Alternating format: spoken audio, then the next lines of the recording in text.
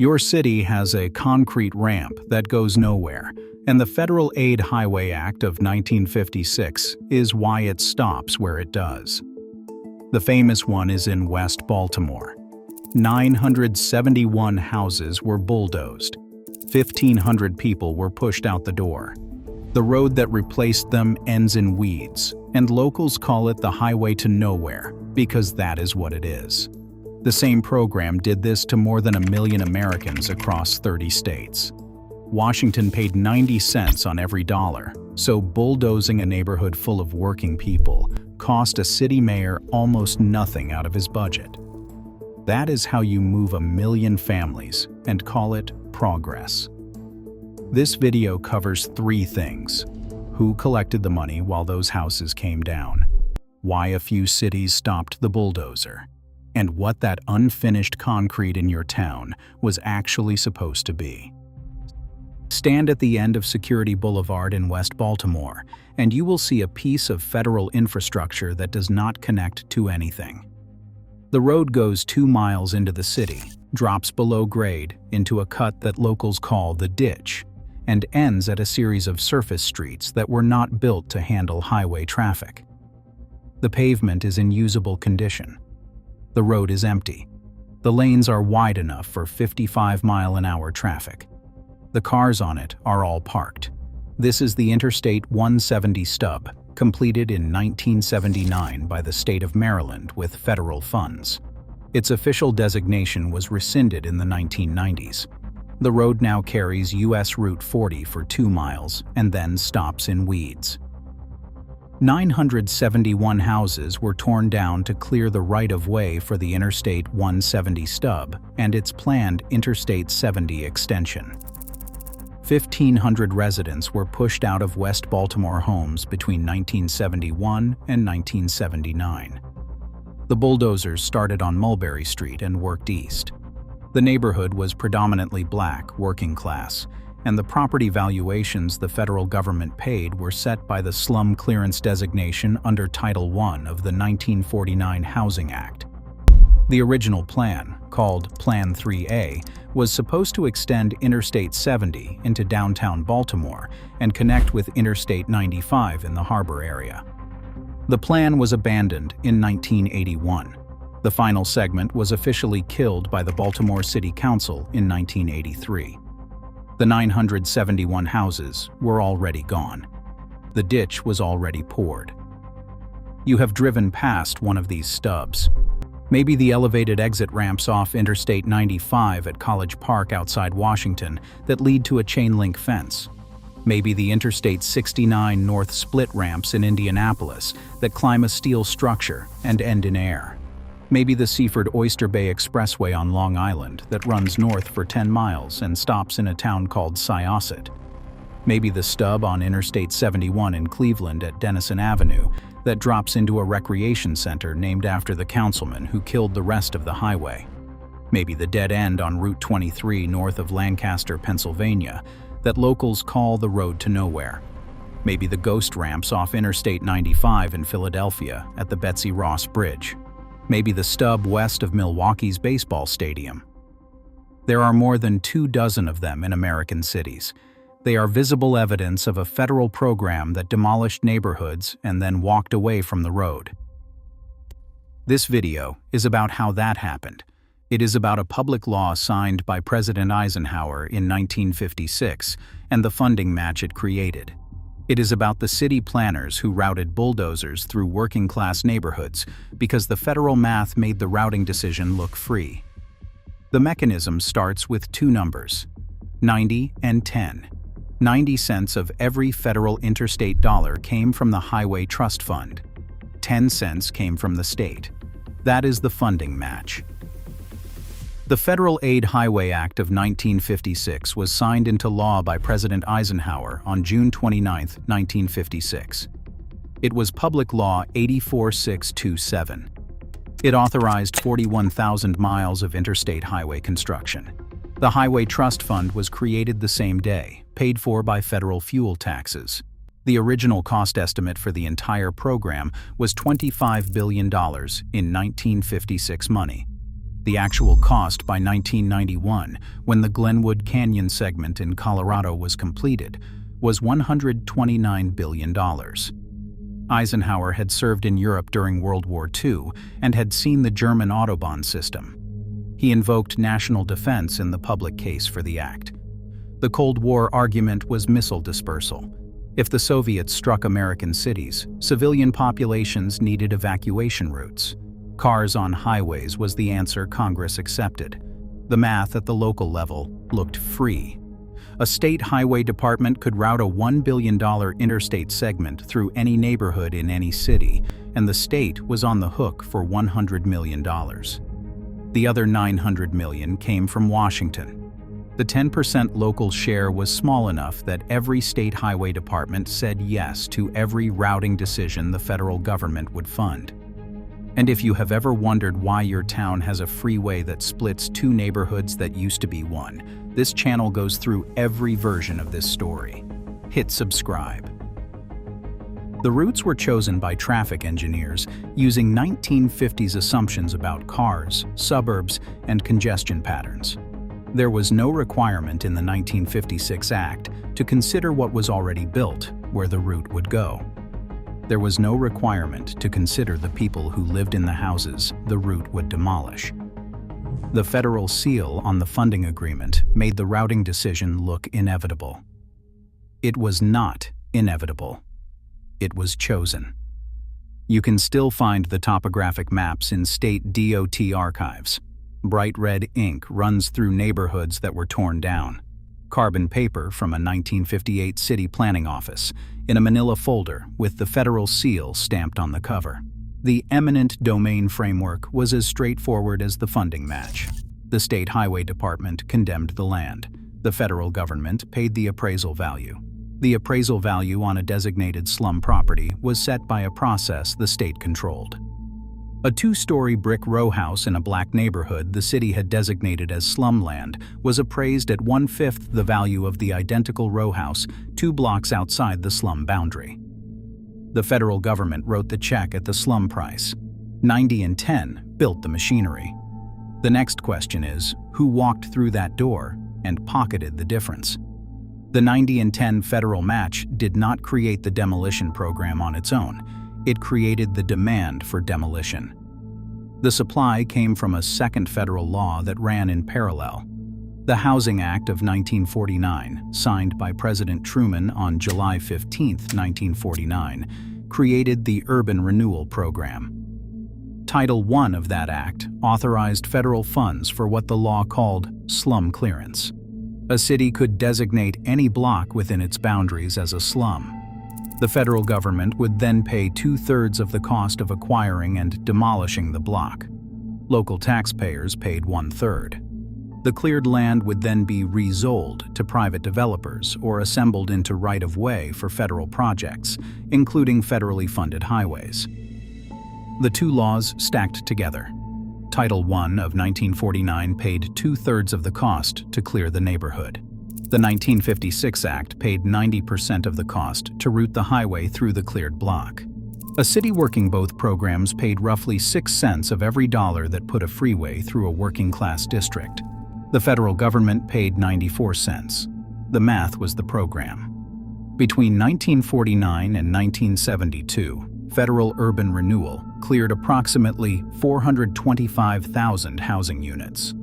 Federal interstate construction during the same period demolished approximately 330,000 additional housing units. The combined total was roughly 755,000 housing units torn down. Average household size in the United States during that era was 3.3 persons per unit.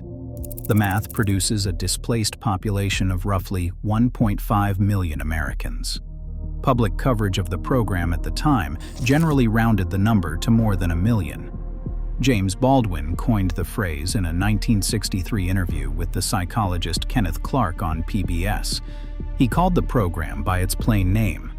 Urban renewal, Baldwin said, meant Negro removal. Federal data on slum designation patterns confirmed his framing. The cities applying for federal urban renewal funds disproportionately targeted black neighborhoods for slum designation. The federal valuation engine, accepting the slum designation at face value, paid black homeowners far less for their properties than white homeowners received for comparable properties 2 blocks outside the slum boundary. The sound of a pneumatic jackhammer on a 1960s row house wall, plaster dust hanging in the air. The shopkeeper carrying his cash register out the front door for the last time as the wrecking ball pulled up at the corner. The federal government did not buy the neighborhoods. The federal government paid for them at slum prices and assigned them to state highway departments that handed the cleared land to construction contractors. Of the 755,000 housing units demolished between 1949 and 1972, the cleared land in roughly 2/3 of the cases ended up either as highway pavement or as private development resold at post-clearance market prices. The difference between the slum price the federal government paid and the post-clearance market price was the arbitrage. The next question is who pocketed it. 4 groups made money from the demolition program between 1949 and 1972. The first was the highway construction industry. Federal Aid Highway Act contracts at the scale of 1956 to 1973 built more general contracting fortunes than any federal program since World War II. Bechtel, Parsons Brinckerhoff, and dozens of regional firms billed the 90% federal match directly through state highway departments. The heavy equipment side of the industry, led by Caterpillar and International Harvester, booked record decades. The 1956 Act created a permanent revenue line for the construction sector that ran with zero political risk for 17 years. The second was urban speculation. In city after city, the land bordering a cleared block went up in value the moment the wrecking ball arrived.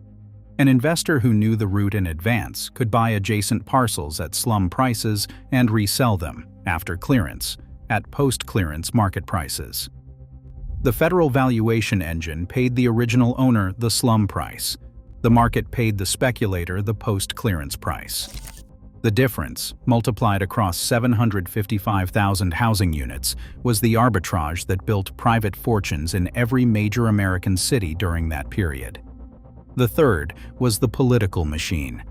The federal funds flowed through state highway departments and city planning offices, both of which were political appointments in every city of any size. Routing decisions were political decisions. Robert Moses ran the New York version for 4 decades from a state highway authority chartered for the purpose. Robert Caro's 1974 book, The Power Broker, documents Moses's arbitrage operation in detail. Caro won a Pulitzer Prize for the work. Moses's pattern was the national pattern, replicated by political machines from Boston to Los Angeles. The fourth group was the Bureau of Federal Highway Commissioners themselves. The Bureau of Public Roads, later renamed the Federal Highway Administration, ran the routing review. The career officials who chose alignments used traffic engineer assumptions that almost always cut through working-class neighborhoods, because the appraisal numbers were lower there. Lower appraisal numbers meant lower federal outlay per mile. Lower outlay per mile meant the federal program could build more miles for the same money. Federal performance metrics rewarded routing through cheap land. Cheap land was the slum-designated land. The bureaucratic incentive ran in the same direction as the political incentive: a walnut veneered desk of a federal highway commissioner, a county auditor's stamp on a condemnation notice, an eviction letter in a tin mailbox on a stoop in West Baltimore in 1973. The original 1956 cost estimate of $25 billion rose to $129 billion by 1991. The overrun was $104 billion in nominal terms. Most of that money went to the 4 groups named above, through contracts, land deals, political appointments, and federal salaries. If the math was this lopsided, why did the public accept it for 17 years? The pitch was simple. The pitch was that interstate highways were progress. They would let America move freight, move workers, move forward. Eisenhower invoked national defense and the German Autobahn. Congress added economic growth and jobs to the public case. The public bought the pitch in 1956. By the mid-1960s, the data was telling a different story. Lewis Mumford laid the case out in 1963. His essay, The Highway and the City, argued that the urban interstate segments were not solving traffic. They were generating it. A new highway lane filled with new cars within 3 to 5 years of opening, leaving the original traffic problem unsolved while a freight of new construction debt sat on the city's books. Mumford's prediction was confirmed by the Federal Highway Administration's own traffic studies through the 1960s. Traffic engineers inside the federal bureaucracy knew the urban segments were underperforming. The political case for the program had run ahead of the engineering case. Baltimore's Interstate 70 East extension was a textbook example of the redundancy problem. The Baltimore Beltway, Interstate 695, already paralleled the proposed Interstate 70 route. The Beltway had been completed by 1962. The Interstate 70 extension construction started years later. The 1961 engineering report, Plan 10D, chose the Interstate 70 alignment through dense West Baltimore neighborhoods rather than along the open ground available along the existing Beltway corridor. The engineers chose the dense alignment because the appraisal cost was cheaper. The traffic case did not justify the route. The financial case justified the route. San Francisco's Embarcadero Freeway is the cleanest example of the same pattern. The Embarcadero was 1.6 miles long. It opened in 1959, immediately divided the city from its waterfront, and carried far less traffic than the engineering model had projected. The freeway sat as visible evidence of the engineering miss for 30 years. The Loma Prieta earthquake in 1989 damaged it badly enough to require demolition. San Francisco demolished it. Traffic patterns adjusted within months. The traffic the freeway had been built to handle was traffic the freeway itself had generated. A traffic engineer's slide rule on a drafting table. The drone of a Federal Aviation Administration flyover doing aerial photography for a 1967 routing study. A coffee cup ring stained into a routing diagram in a State Department of Transportation archive. The 1973 federal reforms came because the math caught up. Congress amended the Highway Trust Fund to let federal money flow to urban mass transit. The amendment was not motivated by sympathy for the demolished neighborhoods. It was motivated by federal traffic data showing the urban interstate segments were underperforming economically. Federal program managers admitted in writing that the highways were not making the cities richer. The contractors had been the only beneficiaries. When the math caught up, the people who had been living in the path of the bulldozers had already been organizing for almost a decade. The first city to win was New Orleans. The first federal cancellation of an urban interstate route came in July 1969. The route was the Riverfront Expressway in New Orleans. The neighborhood was the Vieux Quart, the French Quarter, founded in 1718. The federal plan was a 6-lane elevated freeway running along the Mississippi River through the historic district. Citizens groups in the Vieux Quart organized through the mid and late 1960s. They lobbied federal officials directly. In July 1969, Transportation Secretary John Volpe ordered the route canceled. The cancellation was the first time the federal government had stopped an interstate project under public pressure. It became the template. The Lower Manhattan Expressway, known as LOMEX, was the second cancellation. Robert Moses had been planning a 10-lane elevated freeway through Soho, Little Italy, and Chinatown since 1940. Jane Jacobs led the public opposition starting in the late 1950s. Her 1961 book, The Death and Life of Great American Cities, provided the intellectual case. The political case came from the residents and small business owners in the path of the route. After 3 years of public hearings, Mayor John Lindsay canceled LOMEX in 1969. Moses retired from active project management within 5 years. Boston's Inner Belt and Southwest Expressway were canceled in 1970 by Governor Francis Sargent. The cleared right-of-way for the Southwest Expressway became the Southwest Corridor Park in the 1980s. The freeway funds were redirected to the Boston subway system. Memphis was the legal turning point. The federal plan was to route Interstate 40 through Overton Park, a 342-acre municipal park in the center of the city. Citizens to preserve Overton Park sued. The case reached the Supreme Court in March 1971. The court ruled, in Citizens to Preserve Overton Park versus Volpe, that federal highway administrators had to follow Section 4F of the Transportation Act of 1966, which protected parks, refugees, and historic sites from federal highway routes when a feasible alternative existed. The court further ruled that federal administrators had to submit their findings to court review. The Memphis route was permanently blocked. The legal precedent applied to every federal highway routing decision afterward. A community meeting in a church basement on a winter night in 1969, folding chairs scraping concrete. The smell of mimeographed petitions stacked on a folding table next to a coffee urn. After Overton Park, the cancellations chained. San Francisco's Central Freeway was canceled in 1972. Philadelphia's Crosstown Expressway, which would have routed through the South Street Corridor, was canceled in 1974. Seattle's R.H. Thompson Expressway was canceled in 1971. Portland's Mount Hood Freeway was canceled in 1974, and Oregon redirected the federal funds to build the MAX light rail system. By 1975, more than 20 American cities had successfully canceled federal interstate routes through their neighborhoods. The cities that organized stopped the bulldozer. The cities that did not organize got the highway. Baltimore did not get there in time. The Baltimore opposition organized too late, and the bulldozers ran first. That was the difference. The community group was called Volunteers Opposed to Leakin Park Expressway, abbreviated Volpe. The acronym was a coincidence and a problem.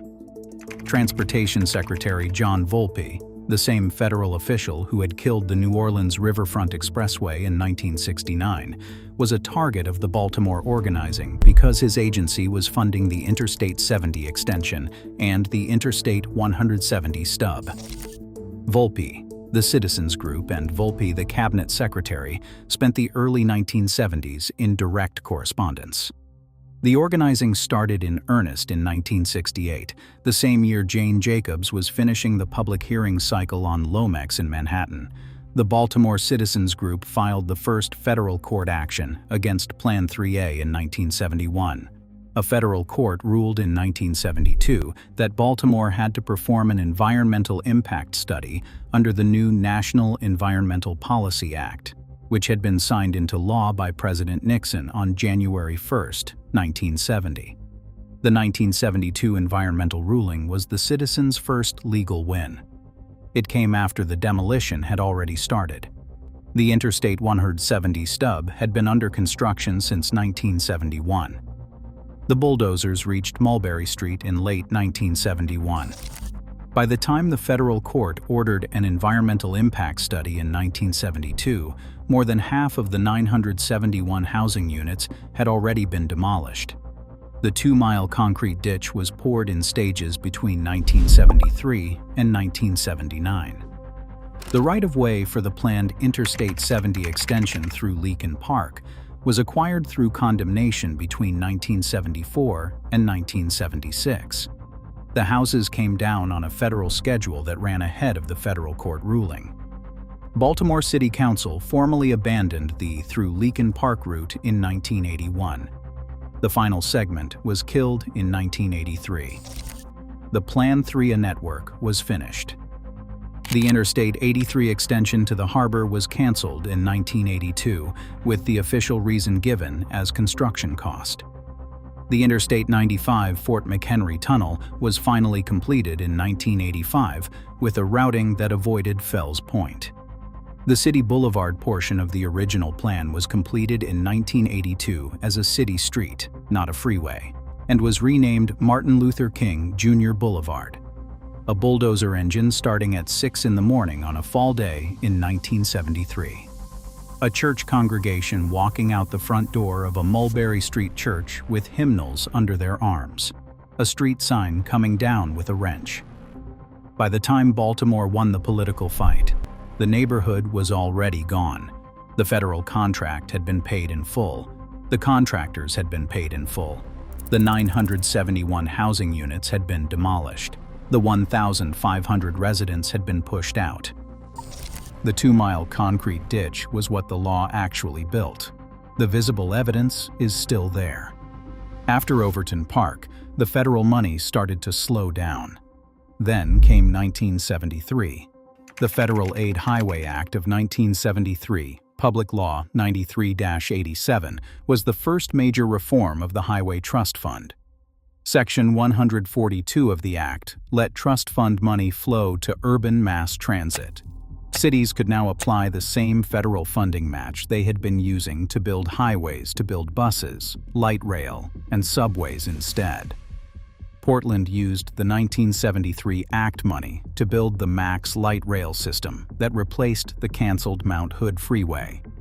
San Francisco redirected funds from the canceled Embarcadero Freeway to BART expansion. Atlanta's MARTA Rail benefited from the same shift. Boston redirected funding to subway capacity that had been cut to make way for the canceled Inner Belt. Federal transportation funding stopped being a single-purpose highway pipeline. The 1973 reforms came too late for the 755,000 housing units that had already been demolished from 1949 to 1972. The federal program that had paid for the demolition had paid out $129 billion by the time it ran its full course. The contractors had been paid. The land speculators had been paid. The federal commissioners had retired with federal pensions. The displaced residents had been paid the slum clearance prices their properties had been appraised at, and most of them had moved into rental housing in other parts of the city. The Intermodal Surface Transportation Efficiency Act of 1991, Public Law 102-240, finished the structural reform.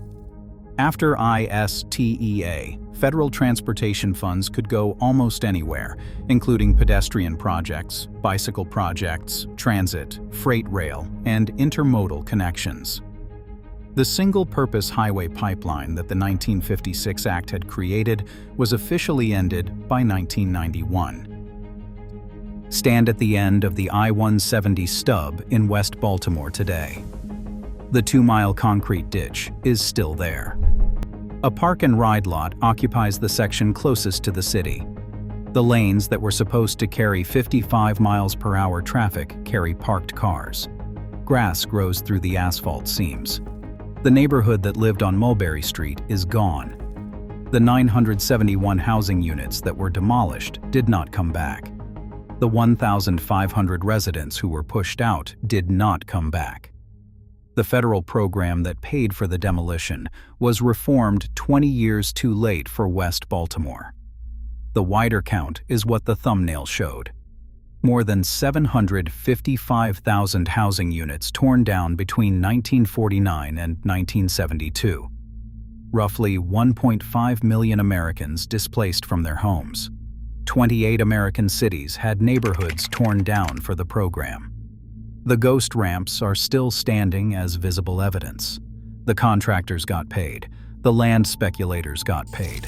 The federal commissioners retired with pensions, standing at the end of the 2-mile concrete ditch in Baltimore today. Grass through the asphalt. A park-and-ride sign nailed where a row of brick houses used to be. The highway program was only half of it.